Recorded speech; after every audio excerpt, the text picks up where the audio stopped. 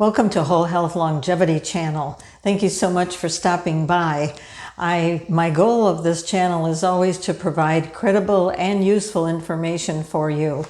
And as a person that has tried to find the holy grail of longevity for a couple of decades now, I always strive to make sure that you get what you need here. If you like what you hear, please do subscribe so I can continue to send you more information. Today's video is about, and today's message is about, of course, longevity and how the centenarians, people living to be 100, attain longevity without the technical needs and of medical needs and all the technology that they do not have, and how they live long, purposeful lives. My search for this took me to the Blue Zone of Sardinia in November of 2019. I packed myself up. I spent a week with a researcher, and what I saw and what I witnessed and what I learned was astounding. Last week I did a master class on longevity, which was very well attended and great reviews afterwards, but I began to think that there's so much to it. There are so many different components that what I'm going to do now is break it up into shorter little videos and give you the information in smaller pieces so that you can perhaps integrate it into your life, because there's a lot that we can do. We don't live in blue zones around the world, which are Icaria, Greece, Okinawa, Sardinia, Nicoyan Peninsula of Costa Rica. We don't live in those areas. We don't eat and move like the people that live there, but there's a lot we can do to emulate them. So when we take a look at longevity, we look at, of course, diet, we look at genetics, we look at social connectiveness, purpose of life, all of those wonderful things, and movement. And so today's little episode is about movement and how the people of the blue zones continue to move throughout their lives. And I'm not going to use the word exercise. There are no health clubs in the blue zones. People aren't working out for 45 minutes or an hour or longer in the blue zone. They have natural movement throughout the day. And it was estimated by a couple of researchers that the shepherds living in the blue zones years ago would easily walk 6 to 8 miles a day just during their daily lives. So the people, the centenarians today, are probably walking at least 2-3 miles, maybe 4 miles just in their daily lives, because a couple of reasons. One is that movement is just built into their day. If they want to go to the little store, and there are just several little stores where they can go and buy their produce or whatever other things they're needing for their daily lives, you don't hop in a car and drive 5 miles. You open the door to your house and you walk.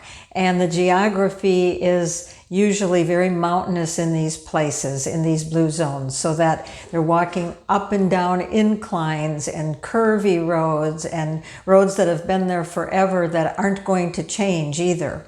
So they get this natural movement. And so how are we going to do that? How are we going to emulate that so we can get movement? Because as the old saying goes, we will rust out before we wear out. So walking is so very important, or movement, I should say.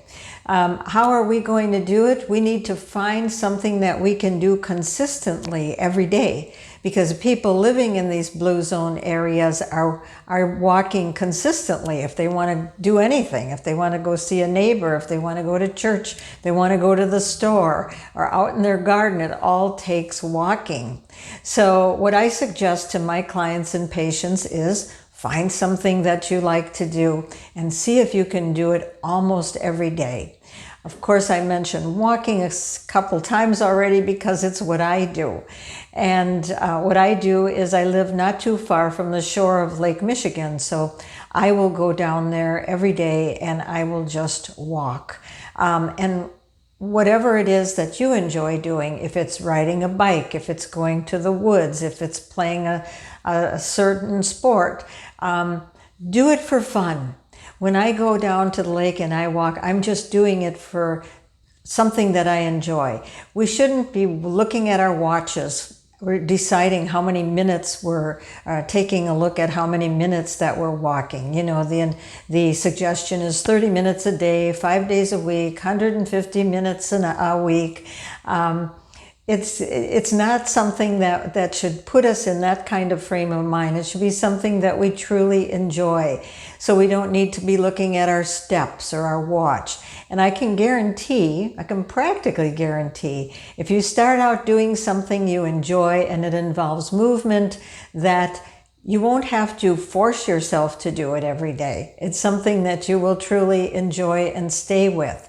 So my little story is I started walking earlier this year after returning from a trip to Italy where I was doing a lot of walking, came back, found myself in my office for a long time every day by the computer, and finally said to myself, I'm not going to lose the momentum, so I'm going to just give myself a 10-minute break every day and just go out and take a walk. Well, long story short, 10 minutes turned out to be 15, 20, 30. Now I go out, I get my movement, and it sort of becomes meditative for me. And I can look at my watch at the end and it's almost an hour. So that's probably the limit that I have time for. But if we do this one thing, it is going to give us one of the aspects of living in the blue zone and blue zone living. I have begun calling it lifestyle medicine. I'm very, very excited about it. So if you'd like to hear more and you'd like to hear the other episodes that are coming up, please subscribe. YouTube automatically sends out a notification, and I'll be definitely sharing more information from what I've learned, what I've experienced, and what I've seen with my own eyes in the blue zone. Thanks so much for stopping by today.